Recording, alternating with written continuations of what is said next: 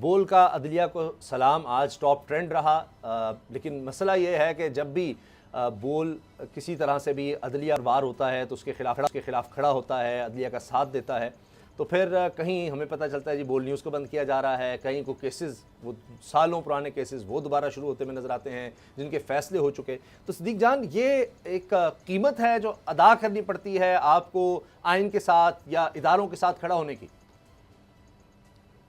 देखिए, इस वक्त मसला यह है ना कि आइन की अपनी अपनी तशरीह है, और इस वक्त आइन की तशरीह जो फ़ारूक इनायत साहब और PDM कर रहे हैं, PMLN कर रही है, हुकूमत कर रही है, या जितने भी इनके सपोर्ट में जो लोग खड़े हैं, वो आइन की तशरीह है कि इलेक्शन नहीं हो सकते और गैर मुइना मुद्दत तक नहीं हो सकते। बात यह है कि अगर आज इनकी ये बात मान ली जाए तो फिर डिक्टेटर भी तो कोई ना कोई यही बात ही कह के आता है ना कि मुल्क के हालात ऐसे बन गए हैं कि मुल्क को इस वक्त हमारी ज़रूरत है, और वो भी कोई ना कोई जवाज़ निकाल लेते हैं। तो अगर हुकूमत, एक जमहूरी हुकूमत जो खुद को जमहूरी हुकूमत कहती है, जो आइन का खुद को खालिक कहते हैं, ये पीपल्स पार्टी की बात कर रहा हूँ, अगर वो ये बात कहेंगे कि आइन की शिक को जो है वो आप उसको वायलेट कर लें और आप ले जाएं इलेक्शन आगे, तो फिर ठीक है। कल को आज अगर आप जस्टिफाई कर रहे हैं, कल कोई और जस्टिफाई करेगा। आज आपके पास ताकत है, इदारे आपके साथ है, आपके पास ताकत है, आप कर रहे हैं, कल किसी और के पास ताकत होगी वो कर लेगा। तो फिर इस तरह से तो चलता रहेगा।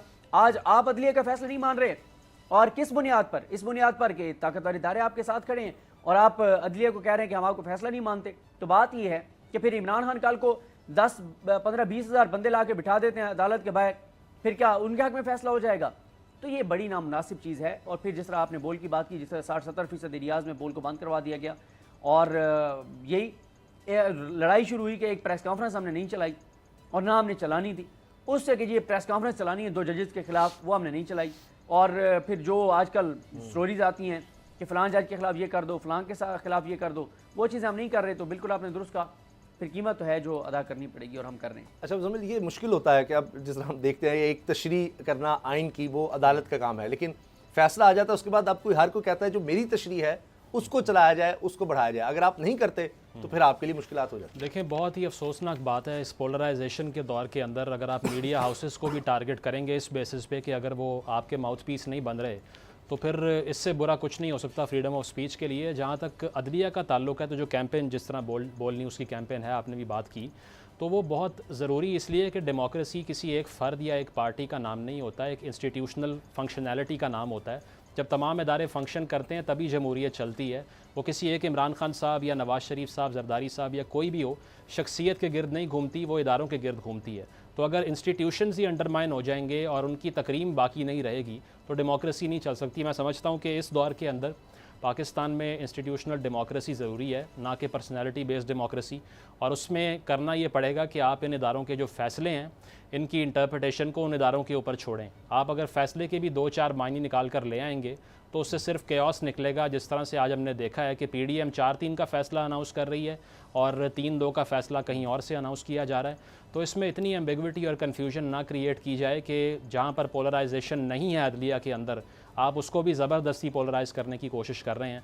तो जिन इलाकों में भी ट्रांसमिशंस बंद हो रही हैं, जहाँ पे नशरियात बंद हो रही हैं, चाहे वो किसी भी सहाफ़ती इदारे की हों, मैं समझता हूँ कि बहुत ही जो है वो डिसअपॉइंटिंग फैक्ट है और इसकी बिल्कुल हमें जो है वो कंडेमनेशन करनी चाहिए। कल हमने साकिब बशीर साहब और दीगर सीनियर साफ़ियों के साथ जो हमने देखा इस्लामाबाद हाई कोर्ट के हाथे में हुआ, उसको भी बड़ा कंडेम किया था और हुकूमत को भी उस पर घुटने टेकने पड़े। राना सलाम ने कहा जी इंक्वायरी करेंगे। लेकिन सिद्दीक जान, अगर हम बात करें बोल न्यूज़ की, हमने देखा पहले एंकर्स गिरफ्तार हो रहे हैं, कहा जा रहा है जी फ़लाँ को ऑफ एयर कर दो। हमने देखा अरशद शरीफ शहीद हुए, उन्होंने बोल न्यूज़ ज्वाइन किया था, इमरान रियाज, दीगर मिसालें हैं। लेकिन जब यहाँ बात नहीं बनी तो फिर जो को चेयरमैन हैं शुएब शेख साहब, उनके पुराने केसेस 420 के जिनमें ज़मानतें हो गई, सारा कुछ हो जाता है, वो ज़मानत भी नहीं मिलती।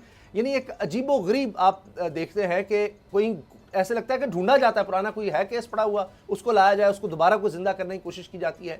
ये तो इसके कभी पाकिस्तान की तारीख में मिसाल नहीं मिलती कि अपील भी जनाब वो 120 दिन बाद जनाब उस केस की अपील हो रही है, सालों गुजर गए, वो केस दोबारा ज़िंदा किया जा रहा हो।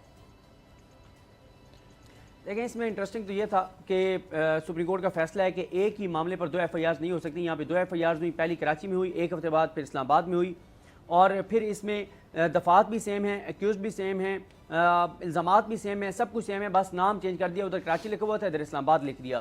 फिर उसके बाद जब मामला जाता है हाई कोर्ट में, वहाँ पे 9 जजेस कहते हैं नॉट बिफोर मी, फिर एक बेंच बनता है, उस वो कहता है कि जनाब कोई चीज़ साबित नहीं हुई, लेकिन कुछ देर बाद वो बेंच आकर कहता है कि जनाब नॉट बी फेवर मी, वो भी यही कह देते हैं। फिर उसके साथ हम ये देखते हैं कि जो मुद्दई है, जो आईओ है, वो अब लिख के दे रहे हैं अदालत को कि कोई इल्ज़ाम साबित नहीं हुआ, कोई सबूत नहीं है, कोई फैक्ट्री सामने नहीं आया, कोई मुतासरा फरीक सामने नहीं आया, कोई ऐसी चीज़ सामने नहीं आई, फिर भी चीज़ें चली जा रही हैं। फिर बरीयत की दरख्वास्त दी, बरीयत की दरख्वास्त जो है वो जिस तरह से मुस्तरद की गई, वो भी एक अजीब ही वाक़या। हालांकि सुप्रीम कोर्ट का फैसला है कि फ़ैसला सुनाने लगे एक जज और उससे पहले आ जाए बरीयत की दरख्वास्त, तो वह पहले बरीयत की दरख्वास्त जो है 265 के उसके ऊपर फैसला करेगा।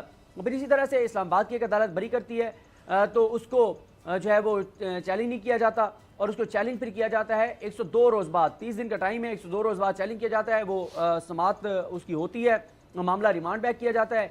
इल्ज़ाम लगता है कि एक ब्रिगेडियर ने रिश्वत दी एक जज को, कोई कार्रवाई नहीं होती, कोई FIR नहीं होती। तो ये इस तरह की चीज़ें जो हैं वो चल रही हैं, और ये अब तो ये सबको पता है, पूरे पाकिस्तान को नज़र आ रहा है कि आप अगर जो है वो इमरान खान को दिखाएंगे और आप अगर ये दिखाएंगे कि कितने लोग हैं उसके साथ, अगर आप सुप्रीम कोर्ट के साथ खड़े होंगे, अगर आप कहेंगे कि आइन में 90 दिन का इलेक्शन लिखा हुआ है और वो होना चाहिए, आप ये चीज़ें करेंगे तो उसकी कीमत जो है वो आपको अदा करनी पड़ेगी। और बिल्कुल आपने दुरुस्त कहा, पहले एंकर्स के खिलाफ था, फिर पैमरा के नोटिस, अब जो है ये मामला, और इसके अलावा बहुत कुछ चल रहा है। और इस सब की वजह सिर्फ ये है कि जो हम कहते हैं वो आप क्यों नहीं बोलते, जो इस वक्त इश्तिहारात, सरकारी इश्तिहारात देकर और जो चीज़ें करवाई जा रही हैं, वो हमें भी कहा गया कि आप भी ये चीज़ें करें अदलिया के खिलाफ, हमने तो कम अज़ कम नहीं की। और मैं आखिर में ये ज़रूर कहूँगा, अदलिया से हम ये एक्सपेक्ट करते हैं चीफ जस्टिस पाकिस्तान से कि वो इस मामले को बहरहाल ज़रूर देखें। जी बिल्कुल सही है।